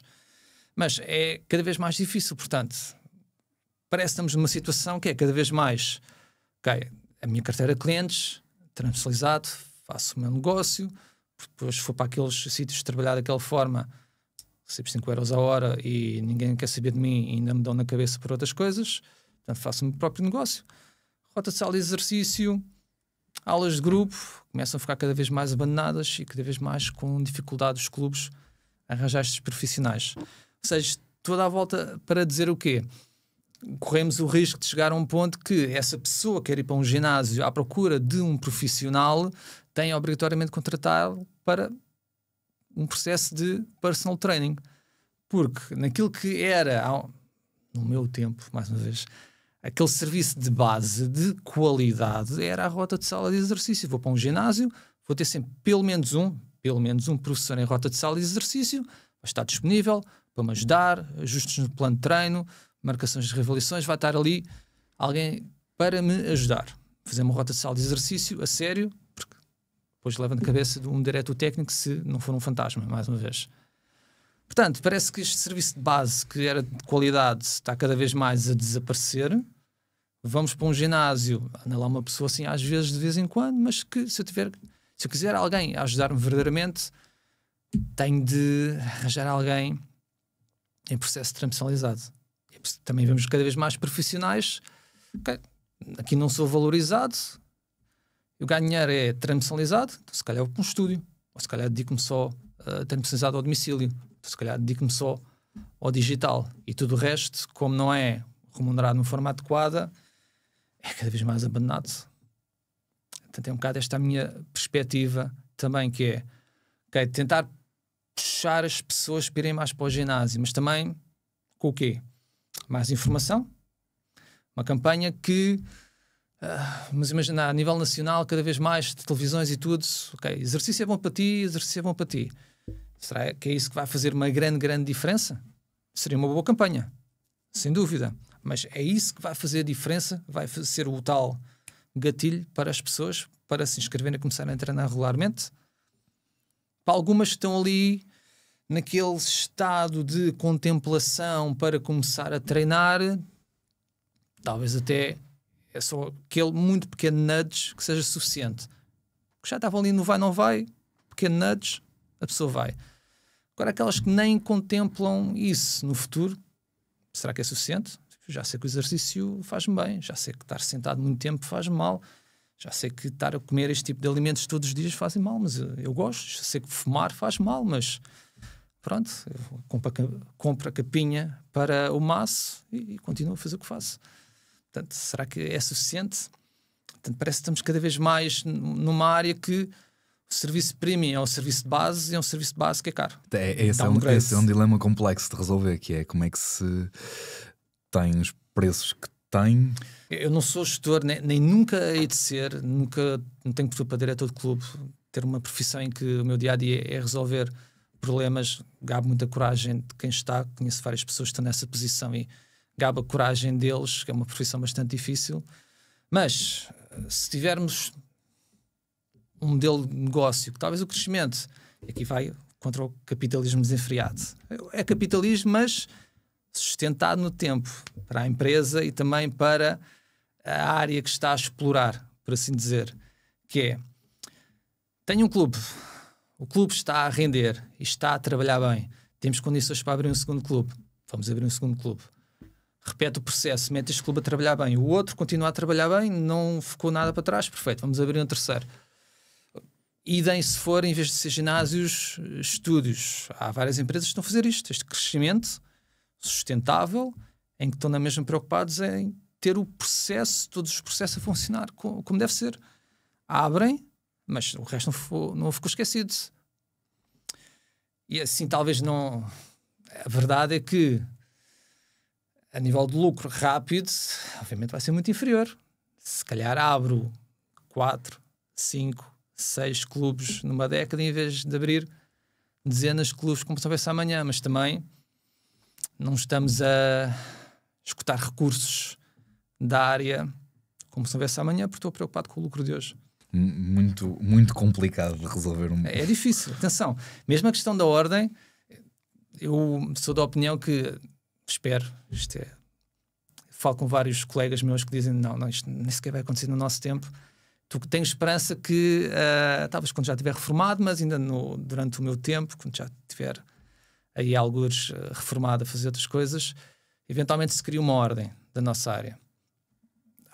É um passo em frente, que é um passo em frente também vai levantar muitos outros problemas, sem dúvida alguma, que depois a própria ordem também vai ter de resolver. Talvez um deles seja esse, mas também não é... Estes processos são inerentemente lentos, de maneira ou de outra. É bastante lento, porque são pesados, muita burocracia. Portanto, mesmo que só houvesse alterações regulamentares, não era também de um dia para o outro. E uma potencial, hipotética ordem que fale com estas empresas pode ver então quais é que são as medidas e a regulamentação que possa ser viável para ambos os lados, agora a curto prazo, e estabelecer metas a médio e longo prazo sobre objetivos, seja de condições de trabalho, de remuneração e de processos relacionados com o próprio exercício propriamente dito. Evitar, por exemplo, o tal diretor técnico fantasma que não existe e que não está a supervisionar e a ajudar os ditos técnicos que andam para lá a fazer coisas. Eu acredito que a situação atual do mercado permitiu a geração de uma oportunidade gigantesca para muitos, não só para os empresários, mas também para os profissionais. Haverá muito mais profissionais na carreira hoje, e isso basta ver o número de cédulas, não é? E há 20 anos atrás tinhas 1/4 das cédulas que existem hoje ativas. Pronto, das ativas, se calhar tens ali uma porcentagem muito grande que não estão na profissão, mas a verdade é que há mais oportunidade para todos. Mas é verdade que ainda há um caminho muito forte a fazer na valorização do profissional e sinceramente eu acredito que a valorização da carreira do profissional pode ter um impacto muito grande nesta retenção das pessoas, porque, como tu próprio começas por dizer, provavelmente a questão do afeto, da prática do exercício físico, está muito ligado ao facto de eu poder estar relacionado com alguém que percebe muito mais do que eu e que me guia e torna muito mais seguro e prazeroso o processo de eu entrar. E eu acredito que nós ainda temos algo muito importante a fazer aí. E repara, todos estes processos daquilo que nós andamos a estudar a nível do afetivismo são processos em que o profissional de exercício os vai implementar, essencialmente uma vertente a nível da pedagogia. Sim. Isto também é uma coisa que é muito esquecida na nossa área. É através de algo que vai acrescentar aquilo que já é uma boa base. Um profissional que já está preocupado, tem um bom período profissional, uma boa base ética, deontológica, de práticas que deve ou não deve fazer. A nível de rota de sala de exercício, por exemplo, estar lá a fazer o trabalho como deve ser, em vez de andar distraído com outras coisas. em que se estas bases não forem sólidas, não existe tudo isto que nós andamos a estudar, cai em saco roto. Porque é algo que é implementado em cima, com uma adição ou outros processos de base que têm já de estar a ser bem feitos, seja em avaliação física, como depois de supervisão e mesmo na própria prescrição. Cai em saco roto, não dá. Se o mínimo, se aquilo que é esperado, os mínimos já não estão a acontecer, falar agora como ajustar o treino para o prazer aqui e ali, se a pessoa faz ali um plano de treino de chapa 5. Se calhar com os objetivos fisiológicos está preocupado, quanto mais com se a pessoa vai continuar vertente psicológica. Portanto, é algo a acrescentar às bases que já devem acontecer. Tu falas muito na ordem, ganharíamos se fôssemos profissionais de saúde também? Essa é outra vertente, porque reparem, para nós termos uma aproximação da saúde, estes tipos de processos que falámos agora também têm de funcionar bem. Uma coisa que, por acaso, é uma das coisas que o Daniel Kahneman falou no livro que ficou encaixada na minha cabeça.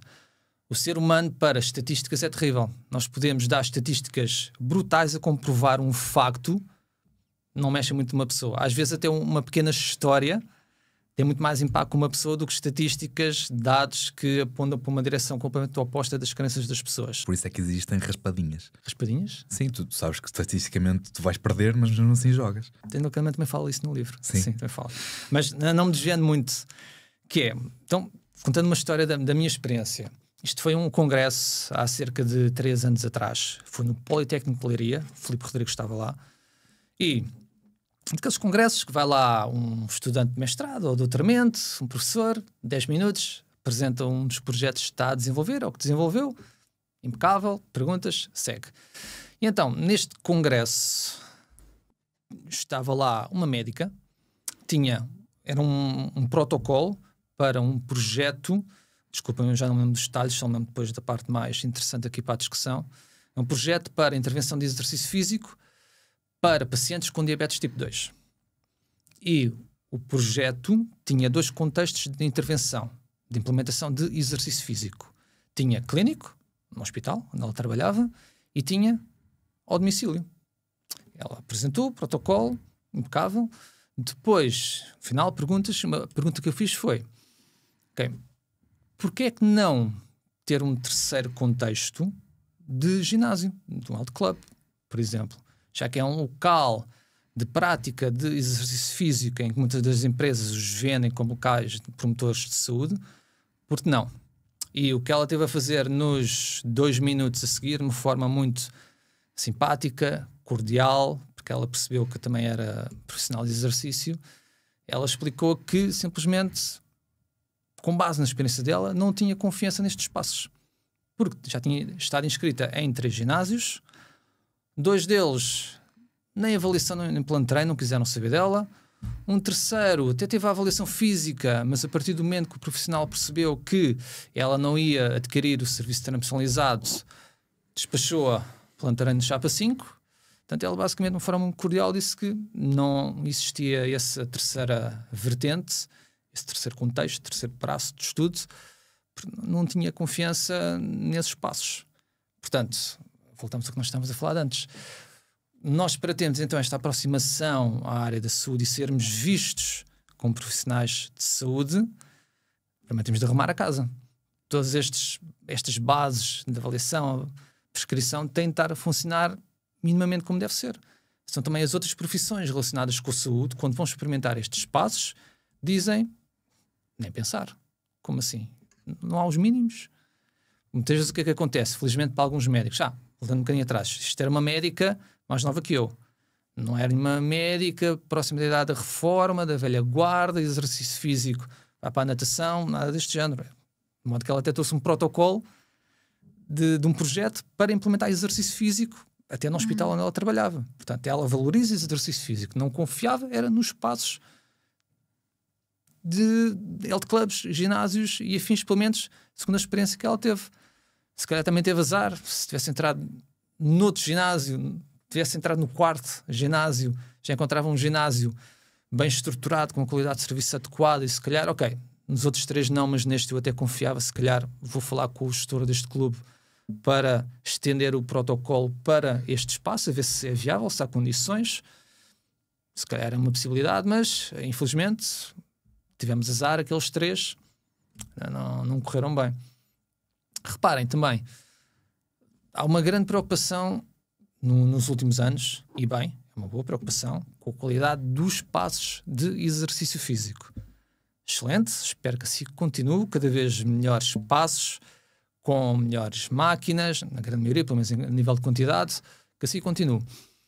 Mas não nos podemos esquecer, se quisermos ter esta proximidade com a saúde, qual é que é a figura central? É o profissional que prescreve exercício físico. É o técnico, ou se vier a ser provado, o fisiologista do exercício.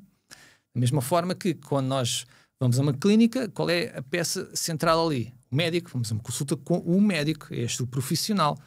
Vou ter uma consulta de nutrição, uma consulta com o nutricionista. Não está ali, chega a um computador, uma inteligência artificial e monta ali uma coisa ali meio ao cais de nutrição. Fisioterapeuta. Fisioterapia com o fisioterapeuta. Não vale a pena o espaço ser muito bonito e depois o profissional não corresponde àquilo que eu preciso. Ser muito bonito e muito bom é excelente que continue assim, mas não podemos esquecer que quem é que é a figura central ali? É o profissional. Se nós queremos que o profissional de exercício físico seja um profissional, uma profissão próxima ou até considerado um profissional de saúde, então o espaço onde ele trabalha também tem de funcionar bem. Ou então o que é que começa também a acontecer? E acontece, mais uma vez, vias de observação, acontecer a nível muito limitado, pelo menos até à data. Temos cada vez espaços que se diferenciam disto. Começa a haver aqui uma separação entre espaços, por exemplo, como existe hoje em dia no Hospital da Luz, em que há um espaço com fisiologistas do exercício, legalmente técnicos de exercício físico, licenciados com pós-graduação, mestrado, doutoramento por aí fora, em que trabalham, prescrevem, avaliam, supervisionam o exercício físico com populações clínicas. Temos aquele caso já clássico da Clínica das Conchas, trabalha diretamente também com médicos há vários anos. Portanto, mas são casos isolados e, a meu parecer, cada vez mais se a valorização do exercício físico continuar a avançar por aqui, se calhar começa a haver cada vez mais uma ramificação de temos espaços em que o exercício físico é mesmo orientado para a saúde, seja contexto clínico, alguns espaços que trabalham mais em proximidade com outros profissionais de saúde, e depois existem os outros espaços em que de vez em quando aparece lá um técnico de exercício físico, enquanto vai fazer outra coisa, e o espaço é SPTO, e eu pratico exercício físico, mas talvez não possa ser um espaço considerado promotor de saúde quando o profissional não está lá presente, quando o profissional que é suposto orientar este processo não tem grande presença. Portanto, se calhar cada vez mais esta ramificação, se calhar é algo que, por um lado, se possa resolver o problema de exercício físico de cariz mais lúdico, tens aqui este espaço e boa sorte, ou tens aqui este espaço, vais praticar exercício físico para promover a tua saúde, mas depois também traz grandes problemas e havia sempre aqueles espaços que iam ficar aqui pelo meio a tentar puxar, remar para a vertente mais de saúde, mas se calhar por questões logísticas, de enquadramento legal, iam ser puxados para o outro lado. Portanto, é como estavas a dizer, não tenho soluções para isto. É muito complexo, muito difícil, mas pronto, acho que este exemplo desta médica ilustra também qual é que são algumas barreiras que nós, como área, no geral, todos, podemos, sem intenção, estar a colocar a esta aproximação. Sim. Numa coisa nós concordamos profundamente, que é a grande questão é a confiança, porque tu hoje tens grandes profissionais, muito bons profissionais e que são bons comerciais e têm sucesso, profissionais mais duvidosos, grandes comerciais e têm sucesso, e muitos bons profissionais que não são grandes comerciais e não têm sucesso. E quanto mais transparente for e quanto mais confiável for esse acesso a um profissional, mais fácil se torna eu perceber o que é bom, o que não é, e se calhar melhor condições de carreira têm os profissionais que são bons. Tenham ou não jeito para fazer conteúdo nas redes sociais e terem uma plataforma muito grande para chegar aos clientes. Como é que imaginas o exercício daqui a 10 anos? Daqui a 10 anos... As pessoas vão estar mais apaixonadas pelo exercício físico. Essa é a pergunta mais difícil que vocês fizeram até agora, sinceramente. tenho esperanças que pelo menos desse alguns passos em frente nesta aproximação à área da saúde. Por exemplo, se for criada oficialmente a figura do fisiologista do exercício, isto ajuda. Porque é um bocado, também tendo agora do outro lado das outras profissões de saúde, às vezes é um bocado difícil explicar, às vezes até um bocado surreal, explicar o que é que se passa aqui na nossa área. Por exemplo, temos os nossos cursos de especialização tecnológica de 1 ano, de grau 5, que dão direito a ter a cédula profissional TEV. Perfeito? Nada contra, como estávamos ainda há bocado a falar, muito difícil arranjarmos profissionais atualmente, estar a acabar com esses cursos, especialmente agora, e lançar o pânico em tudo o que é ginásios. Não defendo que se acabe com esses cursos. Mas tem a ver aqui uma diferenciação entre o que é um técnico de exercício físico que fez esse curso, um que fez o curso de ensino superior, a licenciatura, e até quem fez uma pós-graduação, mestrado, doutoramento, porque reparem, de um lado o médico a falar com um técnico de exercício físico. Então, explica-me lá, alguém que faz este curso de 1 ano, qual é que é a sua designação? Técnico de exercício físico. Ok, boa. Então, e quem está na mesma área e tem curso superior? Técnico de exercício físico. Ok, então e quem estudou 8 anos, fez mestrado, fez doutoramento, qual é que é a sua designação? Técnico de exercício físico. Portanto, está tudo aqui no mesmo saco, e para alguém, uma classe profissional que investiu quase 10% da sua esperança média de vida, 7 anos, tendo em conta a esperança média de vida próximos dos 10%, estar a dizer que temos aqui uma área em que não há este tipo de diferenciação é no mínimo estranho. Depois também dizer a nível de exigência da nossa área, ok, então tem célula profissional, renovam de quanto em quanto tempo? 5 anos. Ok, quantos créditos é que precisam? 5. Ok, bom. Então se eu fizer um curso pós-graduação, exposição, algo idêntico, de 6 meses ou um bocadinho mais, quantos créditos é que isso me dá? Cerca de 20. Ou seja, um curso de 6 meses num período de 5, tecnicamente dá créditos suficientes, daria para 4 renovações. Felizmente eles não passam, expiram, mas se calhar a exigência está aqui muito em baixo. Não sei também se recordam, as primeiras cédulas inicialmente era para ser 25 créditos. Depois chegámos a 2015 e as cédulas não foram renovadas, parou tudo, adiou tudo 1 ano. Depois foram renovadas passado 1 ano a 5 créditos. Portanto, se calhar mesmo a nível de formação aqui na nossa área, ainda temos aqui muito de pedalar a nível de formação contínua. Já conheceste algum TEF que reprovou? No curso? De 1 ano. Sim. Nos sets. Sim. Já conheceste? Assim. Eu não. Porque eu ia falar sobre isso. Eu acho que também falta exigência. Concordo. Tanto nesses cursos como na licenciatura. Às vezes na licenciatura. Sim. Às vezes sim. Pelo menos nas unidades curriculares basilares fundamentais para esta futura profissão. Se calhar vou ter colegas a ouvir-me isto, mas é apenas a minha opinião, vale o que vale. Algumas unidades curriculares que são mais complementares, que terem uma exigência ligeiramente mais, não digo baixa, mas não tão exigente, exemplo prático, projeto. A unidade curricular do 3º ano, o principal objetivo desta unidade curricular é fornecer aos nossos estudantes alguma literacia científica, perceberem como é que se faz um estudo de uma forma muito soft. Saberem trabalhar fazer uma pesquisa numa base de dados. Portanto, isto é uma unidade curricular importante, mas se calhar não precisa de uma exigência tão grande como técnicas de metodologias de treino, fisiologia, biomecânica, as unidades curriculares associadas com cinesiologia. Isto são centrais e aqui, na minha opinião, exigência deve ser lá em cima, tanto nestes cursos de 1 ano como na licenciatura. Respondi à pergunta, dei-se uma volta grande, não? Acho que sim. Sim, a exigência na formação. Uma questão importante, para diferenciar também, eu acho que é importante, pelo menos é a minha experiência, porque como eu disse, eu entrei pela via profissional e só mais tarde, 6 anos depois, é que foi para a licenciatura. Porque senti falta, precisava de mais conhecimento.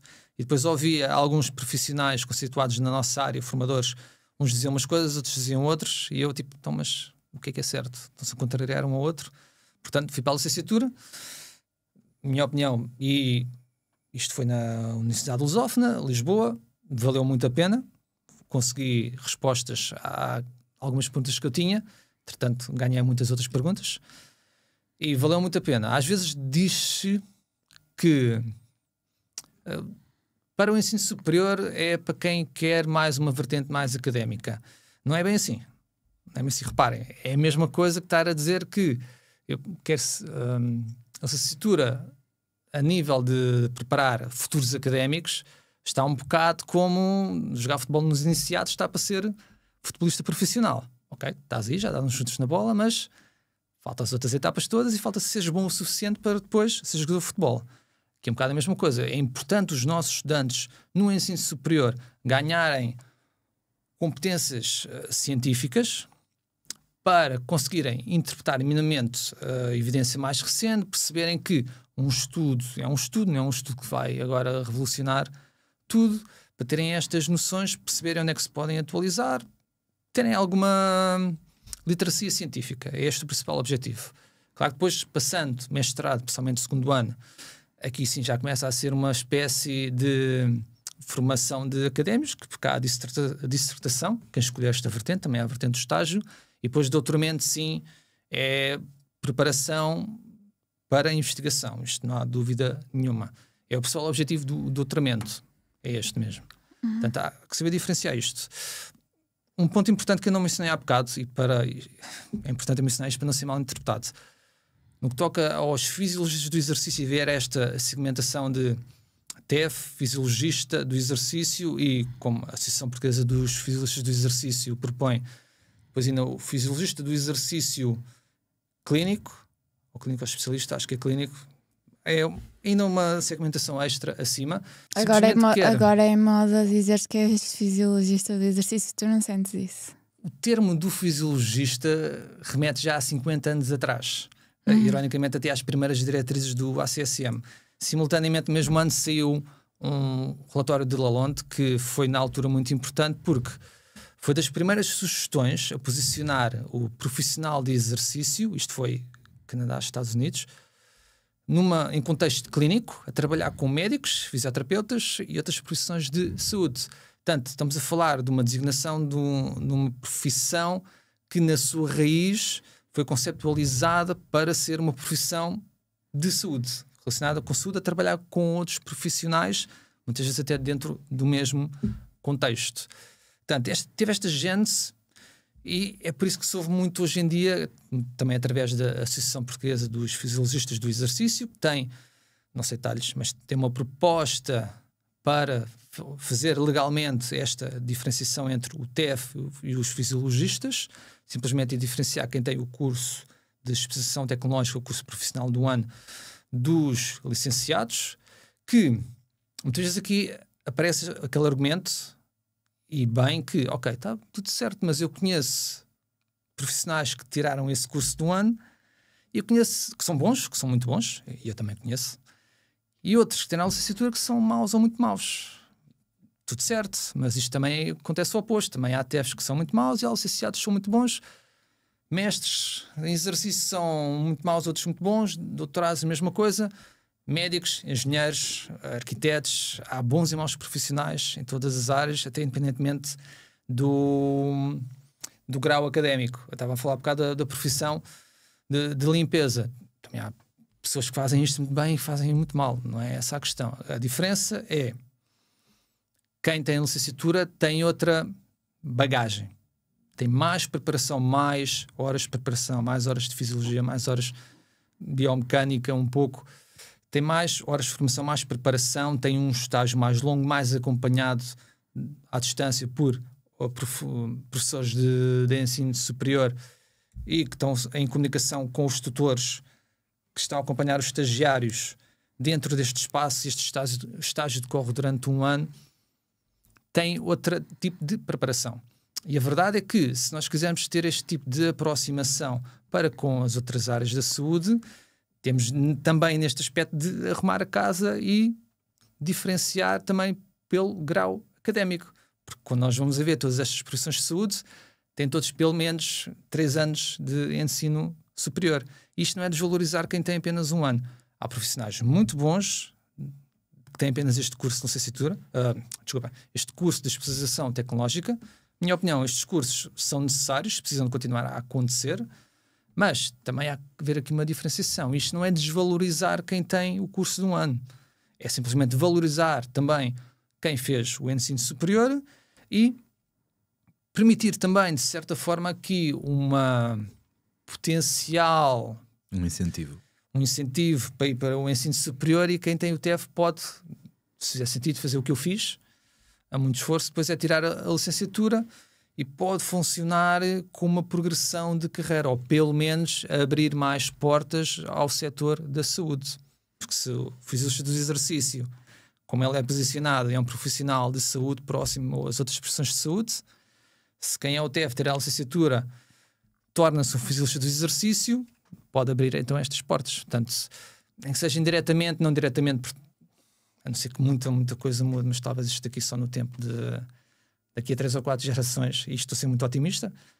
Uma parte das pessoas que eu falo não acreditam que vai chegar a este ponto. Daqui a muitas gerações talvez exista uma diferença de remuneração entre quem é um TEF e quem é um fisiologista.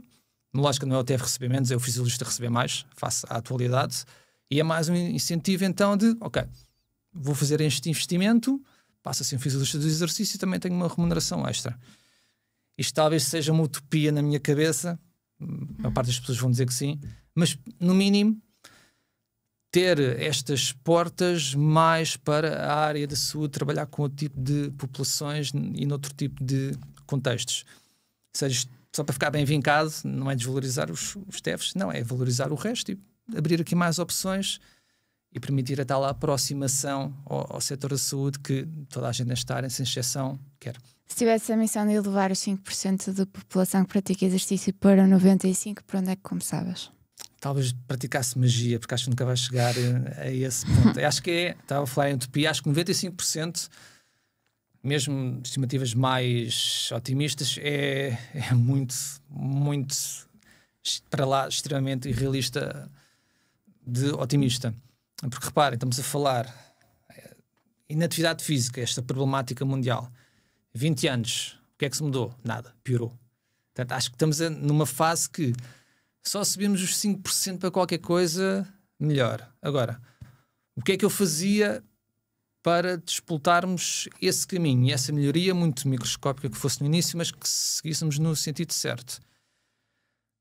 E levarmos a qualidade, isto um bocadinho mais a nível nacional primeiro, levarmos a qualidade da nossa prática, perceber que a qualidade do que nós fazemos é extremamente importante, porque primeiro é o nosso papel na sociedade, o nosso papel é avaliar, prescrever e supervisionar exercício físico, e se nós não estamos a fazer isto como deve ser, então se calhar também se mete em questão o nosso papel na sociedade, que é isso que nós não queremos de todo, antes pelo contrário, queremos valorizar mais para ter a tal aproximação que falámos agora, e depois também ter uma promoção da atividade física, em que informamos as pessoas porquê, como, onde, quando praticar exercício físico e atividade física, perfeito, mas também passar a mensagem que isto é algo que não é um sofrimento, não é um meio para atingir um fim, apenas.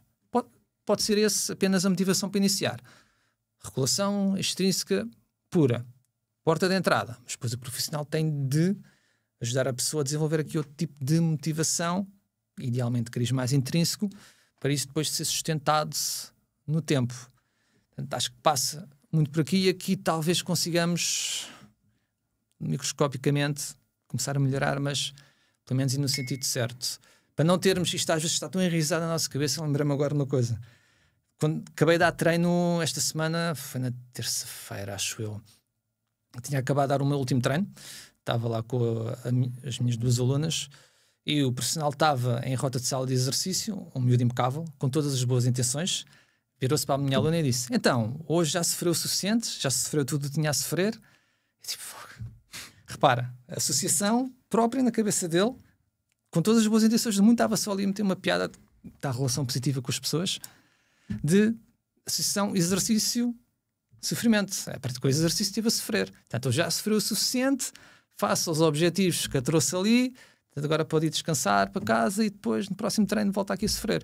E aí é um bocado este paradigma que nós temos de começar a meter de lado.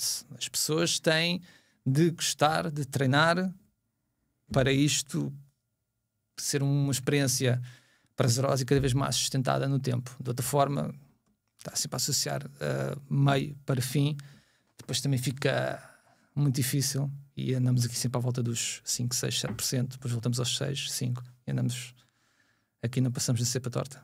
Vamos passar. Espero que sim. E por muito que não cheguemos aos 95, apontámos lá, e se aterrarmos uns 30, estamos 6 vezes melhor do que 30 agora. Seria excelente, para lá de excelente já. A ti que estiveste connosco até aqui, muito obrigado por nos teres acompanhado. Subscreve o canal, acompanha o Vasco, que está aqui identificado no episódio, e o seu trabalho e a sua luta para que tu te apaixones pelo exercício físico, literalmente. Para a semana estamos cá novamente. Vasco, muito obrigado. Obrigada. Muito obrigado pelo convite. Obrigado.